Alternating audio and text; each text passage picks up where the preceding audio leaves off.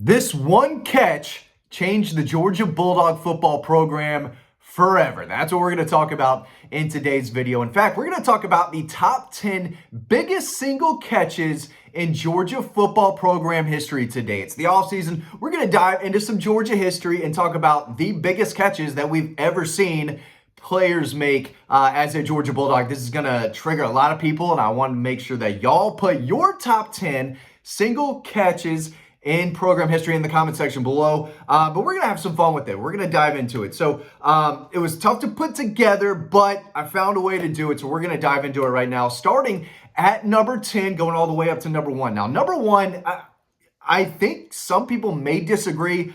I think it changed the program for the better forever. And I'm going to talk about that towards the end, but we're going to start off at number 10, and it happened in 2012. It was Malcolm Mitchell against the Florida Gators. The Dogs were up 10-9, so they were winning. This was a defensive battle. Jarvis Jones had 20 billion sacks against the Gators that day, but they needed a big play midway through the fourth quarter. Murray sees the blitz coming, gets the ball out to Malcolm Mitchell, had, I think, like a 12, 15-yard kind of comeback hitch route. He catches it, breaks a dude's ankles, flies down the field, bursts through two more Gator defenders into the end zone, 45 yards with 7 minutes and 11 seconds left in the game. It was gigantic. It felt like Georgia almost had the game put away at that point. It put them up 8, and the way their defense was playing, it felt like that play didn't seal it, but it was the biggest play of the game by a mile up to that point. The Gators were number 2 in the country. This was a big, big game, and that was a massive throw by Aaron Murray. Better catch, I thought, by Malcolm Mitchell. Catch and run for the touchdown. That's number 10. Number 9 happened in the 90s. Corey Allen from Mike Bobo against Auburn in 1996. We'll call it Mike Bobo to Corey Allen part 1. On the final play of regulation, Bobo hits a 30-yard pass at the goal line to Corey Allen, who made the catch. Send them into overtime. They would go on to win that game 56-49. A big-time comeback of epic proportions. That's what Kirby Smart had to say about that game.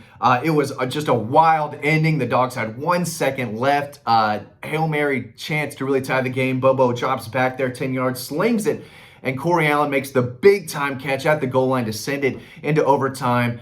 Just a crazy, wild play, and I think that's the 9th biggest catch in program history. He's got number 8 as well. We're just going to go ahead and do part 2. Corey Allen from Mike Bobo against Georgia Tech in 1997, 8-yard score to take a 27-24 lead with 8 seconds left on the road. It was a great throw, but a fantastic catch to haul the ball in, to get his foot in bounds in that point of the game against Georgia Tech to take the lead. Just, I mean, everything you could draw up against your in-state rival. And that's when those games were, it was a different time. The Georgia Tech rivalry just hit a little different in the 90s and in the early 2000s, for me at least, although this last season was the best of all time. Anyway, Corey Allen from Mike Bobo, part 2, that comes in at number 8 for me all time, 8th biggest catch program history. Number 7, this is a fun one, happened in 2007, one and done. Matthew Stafford hits Mikey Henderson in overtime to beat Alabama in Tuscaloosa. How could you not have this catch from Mikey Henderson in the top 10? Had to be there, right? Now, it wasn't the same Alabama. This was a year prior to Alabama hitting that 2018, which was really good. They would obviously go on to win the 2009 national championship, but they were a good, solid team in 07. I think they were ranked within the top 15 or top 20 at least. Good team, not a great team. And Georgia had a lot of promise in that 2007 team, no doubt about it. They were really good that year. Still tough to go to Tuscaloosa and win that type of game. And yeah, Matthew Stafford to Mikey Henderson, I think, is the 7th biggest catch in program history. Again, overtime against Alabama. Not the same Alabama, but you get me, right? Overtime, one and done. Awesome memory if you're a Georgia fan. Moving right along, little more recent, right? A.D. Mitchell, 10-yard pass from Stetson Bennett to give Georgia the lead over Ohio State in the Peach Bowl in 2022. They were down 41-35, 54 seconds left. The route, the catch, it wasn't the most difficult catch. It probably is for most people, not maybe for A.D. Mitchell. He made it look easier than it probably was, but they're driving down the field, had to score a touchdown. They get all the way down there. Stetson Bennett, the warrior type of drive, and of course he hits A.D. Mitchell. It gave them the lead. They would go on to win that game in the national championship. So you have to have that catch in this on this list. There's no doubt about it. So a game-winning catch with less than a minute to go in a playoff game against Ohio State, I feel like that is worthy of the number 6 spot. So I've got A.D. Mitchell, game-winning touchdown catch against Ohio State from 2022 at number 6. Number 5, it's from that game. It's the Aran Smith catch. Without that, the A.D. Mitchell touchdown catch, it doesn't happen. They needed that play, someone to make a big game-changing play in that moment, and Aran Smith made it happen. And again, when you're that wide open, I'm not sure it is an easy catch. I mean, of course it's an easy catch, but it's not as easy as I think people realize, especially for a guy who's known to drop the football. So yeah, it was one that you should catch every single time. But in that moment, you're that wide open. You're not the most consistent pass catcher on the team. He was able to haul it in. And we've seen guys drop passes like that last season. Dillon Bell did it against Notre Dame. When you're that wide open, but he found a way to grab it in. They were down 38-27 with 8:41 left. So they needed a score in a big way, and they needed to do it quick. And of course, double move, puts a guy on skates. He's laying on the ground. He's wide open down the field, and it went for 76 yards. So I think, it was the first play of the possession of the drive, and he hits him 76 yards. Changed the game. Absolutely changed the game. Had to have it. They go on to win the game, and they don't win that game and win that national championship without that play. So I've got that Aran Smith touchdown. Number 5, all-time catch of program history. Sorry, it's still early. I haven't had a ton of my coffee yet, so I'm stumbling over some notes here, and I apologize. Number four, Terry Godwin at Notre Dame, the one-handed catch. It still boggles my mind how he pulled that down. The whole world's watching this game. One-handed catch against Notre Dame. They were down 10-3 in the second quarter. Jake Fromm needs one of his guys to help make a play. He throws it up. It was just from, I think, 5 yards out. Yeah, 5 yards out, but he throws it up. Terry Godwin makes the unreal catch that we have a perfect shot of over on Dawg. Make sure you go to the website and check out that photo. Dean was right there in perfect position to get it. And the photo, the ball's not in his hands yet. It's almost about to touch his fingertips. So the way he caught it, getting the foot in bounds, holding it on the jersey, staying in full control, and securing the catch afterwards, unbelievable catch. And of course, do they win that game without that catch? I don't know, right? It happened in the second quarter. A lot of game happened after that, but it was the biggest play of the game up until that point, and Georgia needed that touchdown bad. They only won the game by 1 point, 20-19, I think was the final score. So you could make the case without that catch, they don't win that game. They don't go on to have that special season. Probably don't get into they won the SEC, but they'd have 2 losses at the time. You don't know. You just don't know what happens if he doesn't make that catch and they don't win that game. Maybe they don't go on to have the same type of success if they lose that game in South Bend instead of win it. Obviously, that game was massive.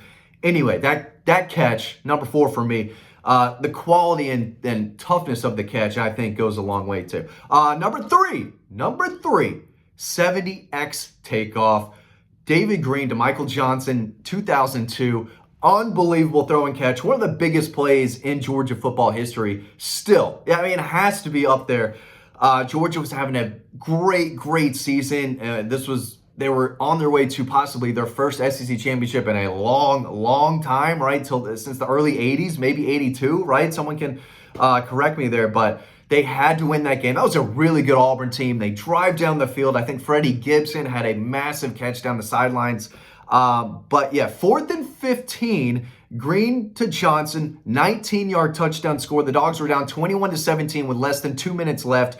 Defensive battle. It was who can make enough offensive plays, and it was Georgia. I think they picked off an Auburn pass on their final drive of the game to seal the victory, but that throw was huge. That catch was huge in the corner.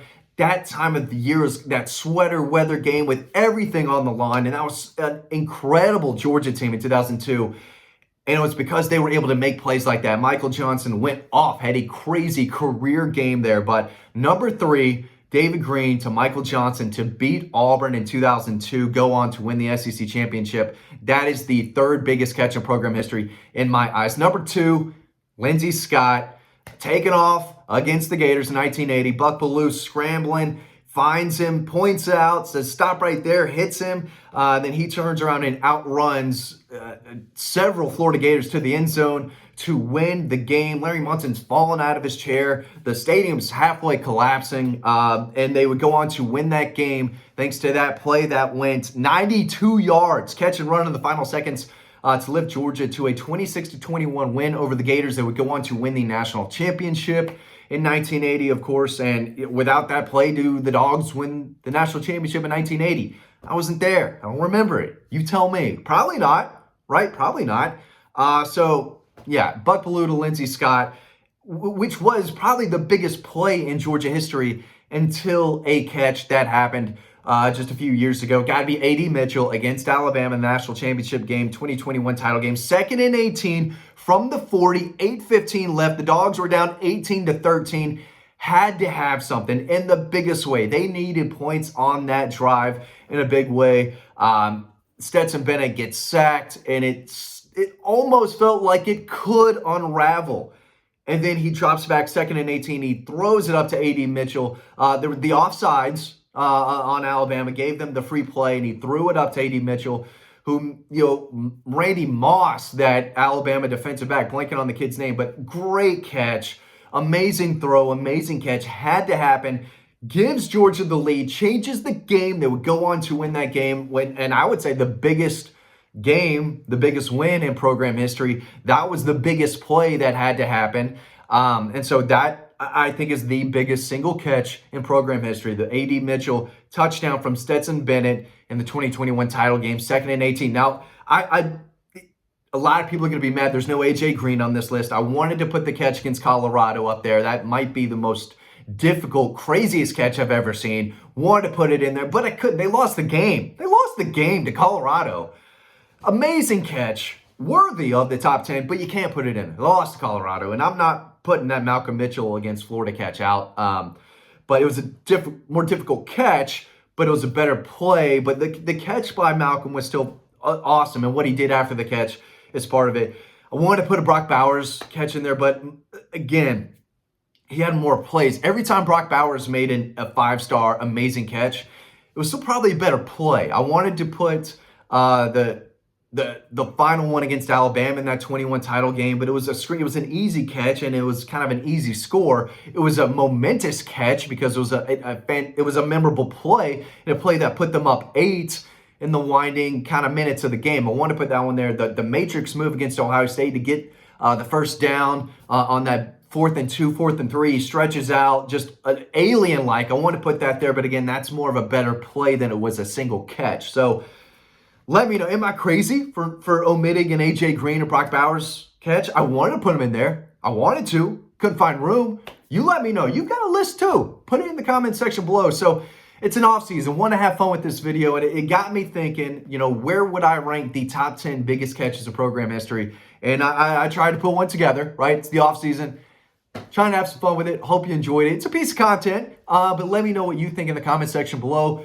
What do you remember from these games? Would you move some of these catches up and down? Were you in person for some of these games? What was the environment like? Let me know. We love reading through those, and we really appreciate y'all watching in the off season. Really helps us out. Thanks for watching, and I'll see you over on the website.